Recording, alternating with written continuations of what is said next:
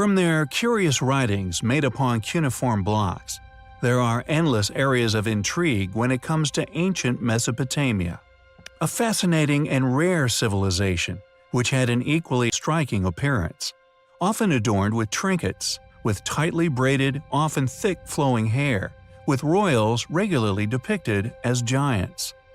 It is also a very special area of interest for our so-called fringe research. The reason for this is that Mesopotamia is one of those rare chapters of ancient civilization which, regardless of all previously noted, has strangely continued to be accepted by mainstream institutions, field studies apparently still flowing.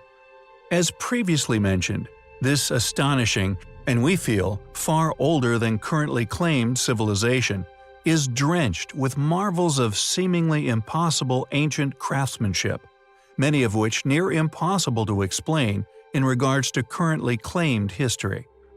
The reoccurring theme one finds when another post-Ice Age technologically regressed ancestor moves in to utilize these structures' offered safety will, in turn, leave behind an archaeological timeline.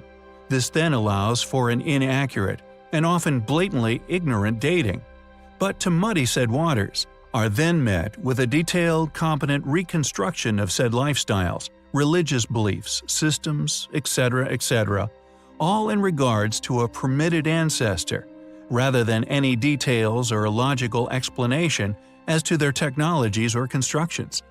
However, as mentioned, going back to the recurring event we notice is the briefest of these supposed builders' legacies, for when one has laid claim to an antediluvian wonder, the lack of understandings regarding the fortress's strength, or indeed how to efficiently use them, the ingenious design of some of the most impressive fortresses of Peru, Sacsayhuaman, Kulap for example, we posit, if under the control of the original constructors, would have been near impossible to evade and were completely self-sustained.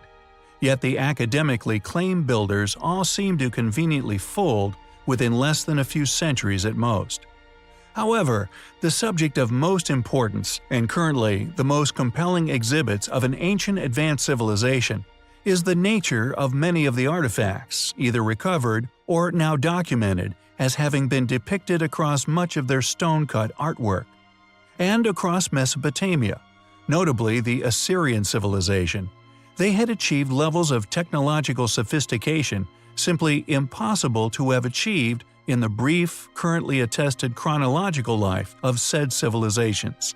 Whether the Assyrian civilization and many others spanning ancient Mesopotamia have indeed been accurately identified, then an explanation for the array of remarkable technologies they had developed becomes a very hard area of archaeology to describe.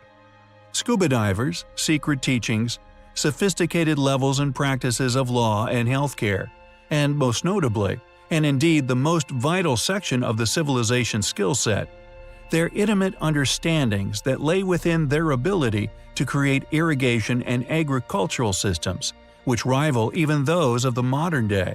These tremendous abilities tend to make us suspect that either the dating of Mesopotamia is drastically off, or these feats of engineering were, like many others, adopted by this later settlement, ultimately decoded and claimed as an invention of their own.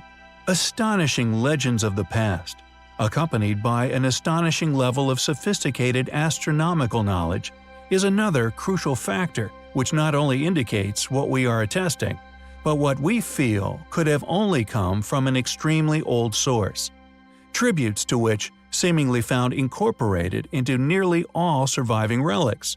Yet, as if academia claim, this ancient civilization merely wielded stone and very later bronze tools.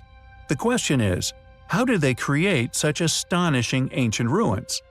The multi-ton lamassu, a mysterious stone-winged horse we have covered previously on numerous occasions, it seems just like that of the so-called pre-Incas, displayed levels of sophistication specifically around horticulture, far in advance of what we should have logically presumed to see. It is as if they had a helping hand by a far more ancient yet highly advanced intellect somewhere within antiquity. Are these Uparts surviving remnants, memories left by a pre-cataclysmic civilization, once capable of such sophisticated irrigating and building on steep mountain land with ease? We can for now only hypothesize. It is a pursuit we find highly compelling.